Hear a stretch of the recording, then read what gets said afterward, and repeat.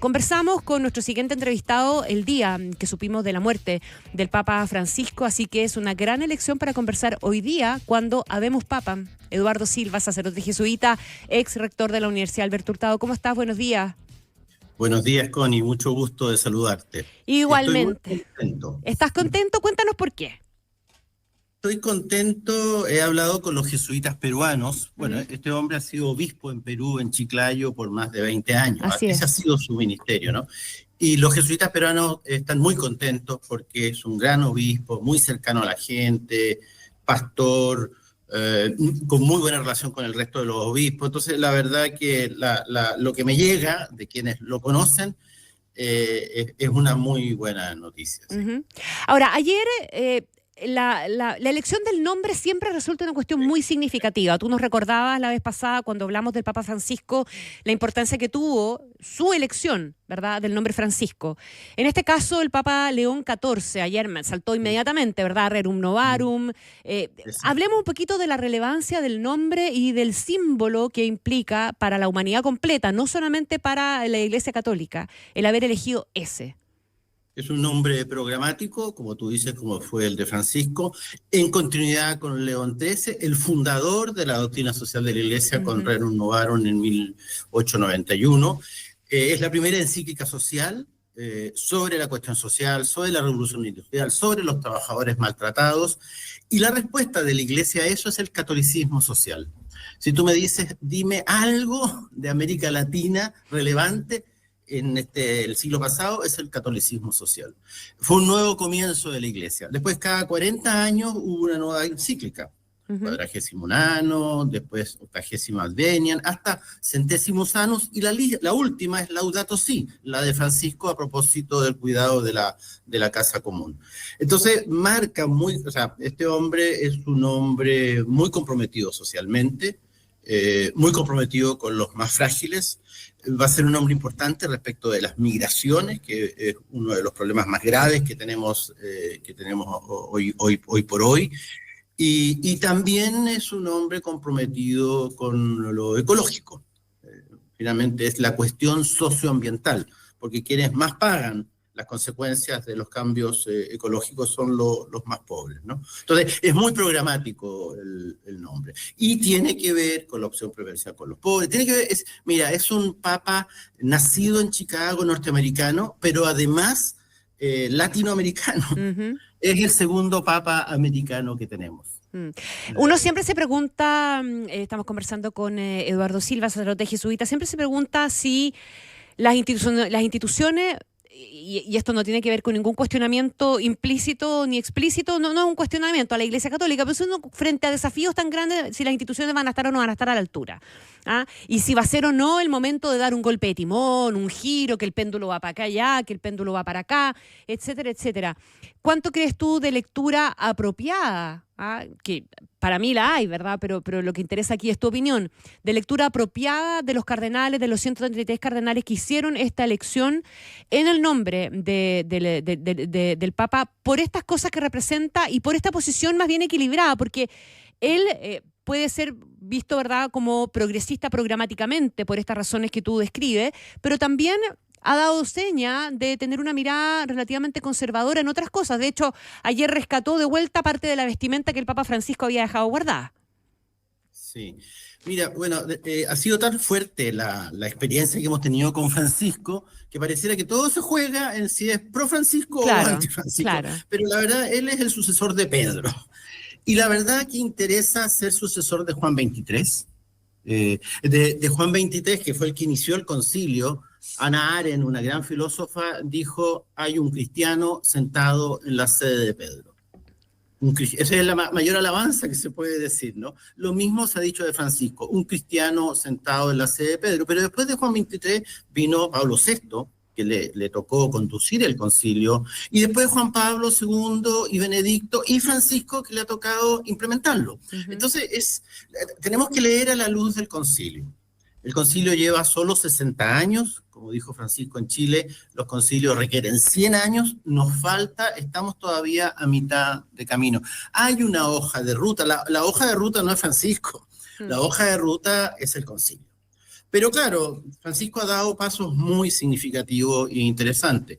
Y sí, es un hombre progresista, comprometido en lo social y moderado en lo liberal, moderado respecto de las cuestiones antropológicas o sexuales, que es lo que pareciera más le interesa a los medios, ¿no? Sí, ¿Qué va a claro. hacer con los ¿Qué piensa de matrimonios? los homosexuales? ¿Qué piensa de ¿Qué los piensan los divorciados? Está lleno de homosexuales? notas de prensa referidos a esos temas hoy día. Sí. Claro, ahí yo te puedo hacer un discurso un poquito más largo a ese A respecto, ver. pero es un hombre moderado, Ajá. es un hombre moderado. Y como tú bien dices, a mí me gustó verlo con la implementación porque no es una imitación de Francisco. No, po. No, marca una Leyó, diferencia rápido, digamos. no es carismático, Mm. es un hombre sereno, moderado, no es un intelectual, Es es un matemático, de pastor hecho. matemático con un doctorado en, doctrina, En- en en- derecho canónico. sí. Sabe lo que son las reglas. Ujú. No se va a confundir. Aquí hay una cuestión súper importante, Connie. Si el principal rol del obispo de Roma es la unidad de toda la iglesia, el que está a cargo de la unidad no puede estar en un extremo. Claro. No puede estar en un extremo. Está bien que en los extremos están los obispos locales, las Ujú. conferencias episcopales. En América Latina, por decirlo así, con Medellín, con la teología de liberación, con la opción por los pobres, con la justicia, esta iglesia estuvo en un extremo, en el buen sentido de la palabra. Y de allí se fraguó algo que después pasó a toda la iglesia. Hoy día nadie discute el compromiso por la justicia. Es una cosa ya adquirida. Veremos cómo adquirimos el asunto de la cuestión liberal, la cuestión sexual, ¿Qué es lo que tú el querías, acceso. tú querías profundizar un poquitito más en eso, en esa Sí, llamada agenda liberal? exactamente, porque yo personalmente creo que lo que está en cuestión desde Vaticano II a esta parte es justamente el rol que debe cumplir el obispo de Roma. Ujú. El obispo de Roma debe representar la diferencia, la diversidad, pero no necesariamente gobernarla. Yo creo que cuando los obispos desde Roma intentan gobernar el conjunto de la iglesia, cometen un error. Cuando nombran a todos los obispos de todo el planeta, tú no puedes nombrar acertadamente a 5.000 obispos. Lo vimos en el caso chileno. Mm.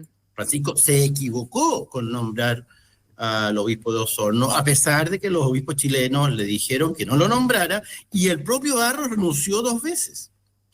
No es posible eso, ¿no? Entonces, no hay que gobernar la diversidad, hay que apreciarla, permitirla, cosas que son diversas, extremas, se dejan fuera, pero es representar la unidad. Te pongo un ejemplo muy paradigmático. Ujú. El sínodo de la Amazonía.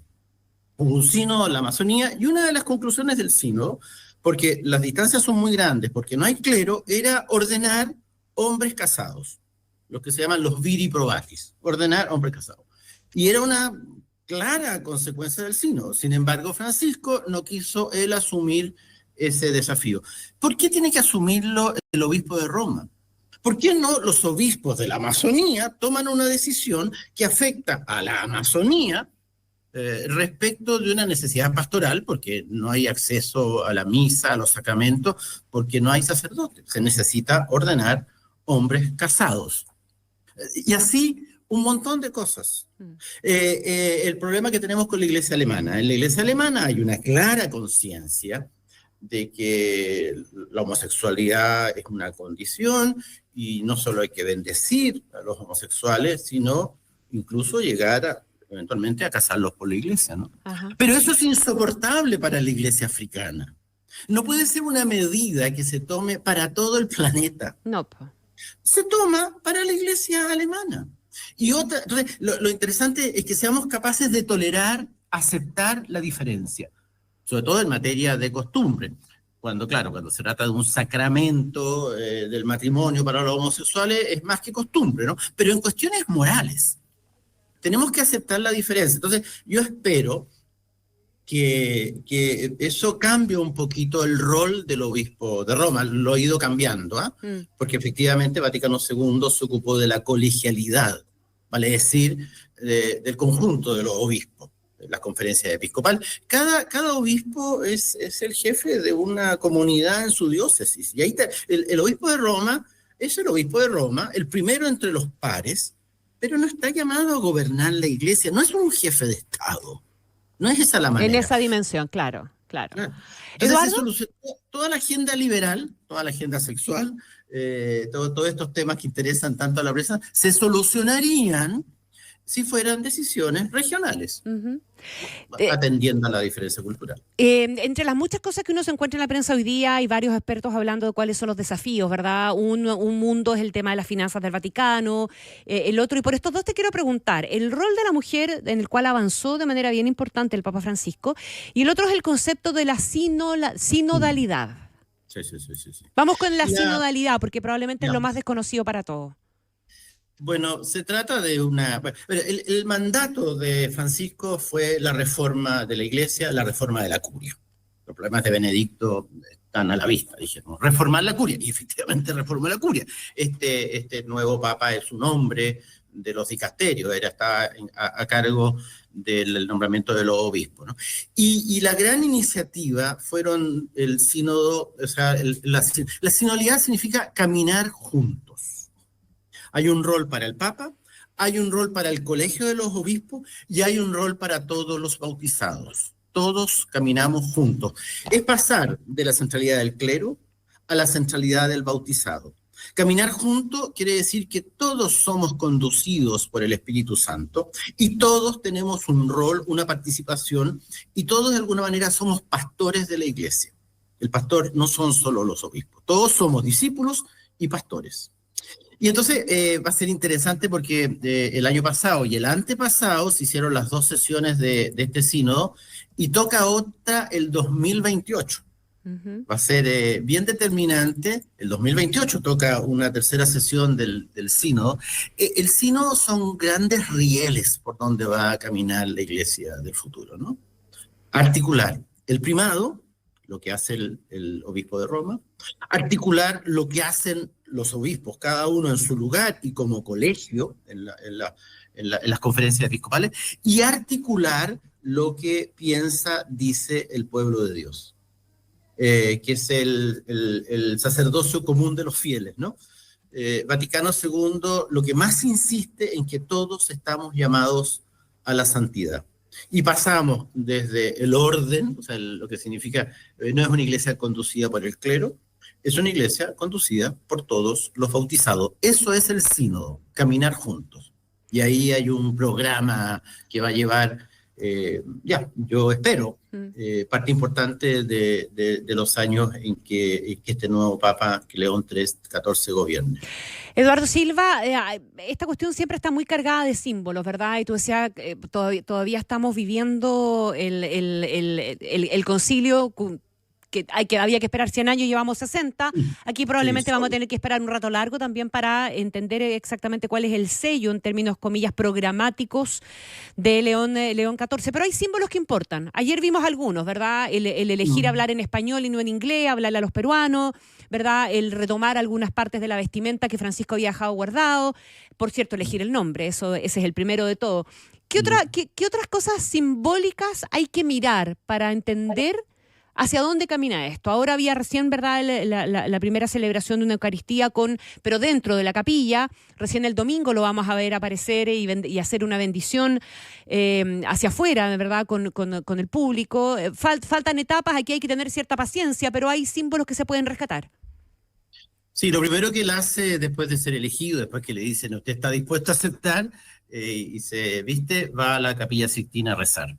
Eso lo vimos a través de las pantallas. Y a mí me gustó la no imitación de Francisco. Francisco es un hombre excepcional, carismático, te fijas esto de andar en metro. Este no tiene por qué andar en metro, claro. ¿Entiendes? O sea, entonces, bueno, y las vestimentas son unas vestimentas sobrias, no son pomposas, lee. Él no es, insisto, él no es un carismático, no es el actor que fue Juan Pablo II, que consumía a las muchedumbres, dijeron. No es el intelectual que fue Benedicto, el más grande intelectual que hemos tenido, el teólogo de fuste. Y no es Francisco, con todo lo que conocemos de Francisco, es otro. Y bueno, él parte diciendo, la paz sea con ustedes, ¿no? Es la paz que da, son las primeras palabras de Jesús resucitado a los apóstoles. La paz, el que habla es Jesucristo resucitado. Y después lo otro interesante, claro, estas palabras todo fue en italiano, pero estas palabras en castellano a su iglesia de Chiclayo. O sea, él ha vivido. Chiclayo está al norte de Perú, es una zona pobre, Sí. bien al norte, y bueno, y todo su episcopado, todo su obispado, primero como auxiliar en Trujillo y después en Chiclayo, ¿no? Entonces eso, mira, y varias veces dijo, no tengan miedo. Y hay otra cosa que me parece bien interesante, un norteamericano, ¿no? En un momento en que estamos agobiados con otro norteamericano que no nos deja en paz, que todos los días dice una bravata, va a ser interesante eso. Le salió al paso, antes de ser papa, a Vance, diciendo Vance está equivocado. Sí. Vance salió con una teoría de que el concepto cristiano del amor es primero el amor a la familia, después a los vecinos, después a los ciudadanos, y si queda algo de amor, dijéramos para los de afuera, que es una estupidez, dijeron.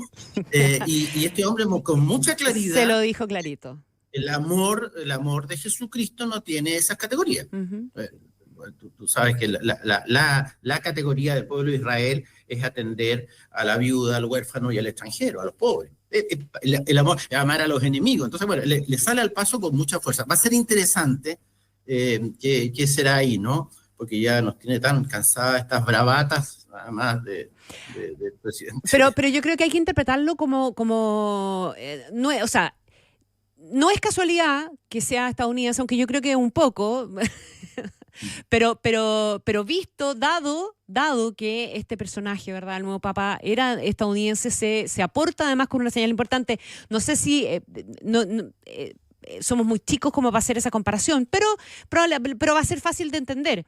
Es como si en tiempos de la dictadura de Pinochet el Vaticano hubiera nombrado al cardenal Silva Enríquez papa, digamos. Claro, claro, una cosa así.